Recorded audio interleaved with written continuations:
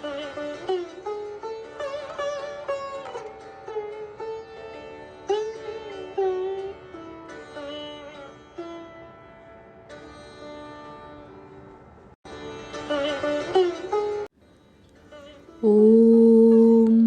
यथाग्निर्दाहिका शक्ति रामकृष्णे स्थिता हिया सर्वविद्यास्वरूपां तां शारदां প্রণমাম্যহম। শ্রী শ্রী মায়ের কথা। জনৈক ভক্ত। যেদিন কোঠার হইতে রওনা হইব তাহার পূর্বরাত্রিতে প্রায় 12টার সময় রামবাবু কিছু মিষ্টি হাতে লইয়া আমাকে ঘুম হইতে জাগাইয়া বলিলেন, বৈকুণ্ঠ, মা এই মিষ্টি দিয়েছেন, তুমি সঙ্গে নিয়ে যেও। রাস্তার কোনো বাজারে খাবার কিনে খেতে মা নিষেধ করলেন। আর একবার আমি একাকী শ্রী শ্রী মায়ের দর্শনে গিয়াছিলাম। মা তখন কয়েকদিনের জন্য জয়রামবাটি হইতে কামারপুকুরে আসিয়াছিলেন। আমারও কামারপুকুরে এই প্রথম যাওয়া। শ্রীযুক্ত রামলাল দাদা ও লক্ষ্মী দিদি তখন কামারপুকুরে।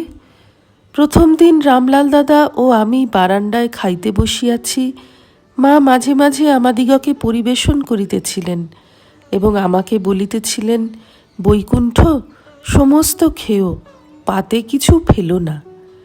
এই কথা বলিতে বলিতে আরও জিনিস আমার পাতে দিতে লাগিলেন। রামলাল দাদাও, আরও খাও, লজ্জা করো না, এইরূপ বলিতেছিলেন। তখন আমি এত খেয়েছি যে পেটে আর ধরে না, অথচ সংকোচবশত কিছু বলিতেও পারিতেছি না।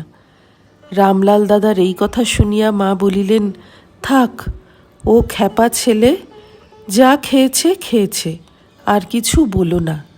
এবং আমাকে বলিলেন, বৈকুণ্ঠ, এখন পাতা, গ্লাস, বাটি উঠিয়ে নিয়ে যাও, গুরুগৃহে ওসব রেখে যেতে নেই।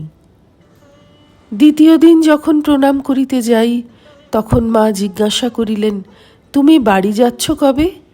আমি বলিলাম, মা, আমি বেলুড় মঠ দেখি নাই, মঠ হয়ে পরে বাড়ি যাব।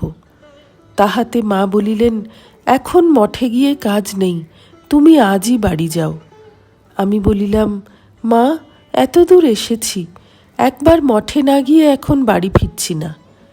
মা বলিলেন, না, তুমি বাড়ি যাও, গুরুর আজ্ঞা লঙ্ঘন করতে নেই।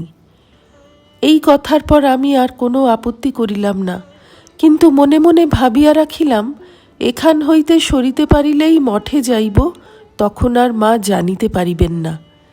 সেই সময় এলাহাবাদ হইতে একটি স্ত্রী ভক্ত ও তাহার সঙ্গে একটি পুরুষ ভক্ত আসিয়াছিলেন। তাহাদিগকে মা সেই দিনই দীক্ষা দিলেন। মা আমাকে ডাকিয়া বলিলেন, তুমি এদের সঙ্গে যাও। কিন্তু আমি সঙ্গে যাইলে তাহাদের অসুবিধা হইবে বলায় আমি আর গেলাম না। তাহাদিগকে বিদায় দিবার জন্য মা সদর দরজা পর্যন্ত আসিয়াছিলেন। ইতঃপূর্বে আমি আমার টাকার ব্যাগটি সদরের কুলুঙ্গিতে রাখিয়াছিলাম। উক্ত কুলুঙ্গিতে মায়ের দৃষ্টি পড়ায় তিনি উহা ঘরে রাখিয়াছিলেন।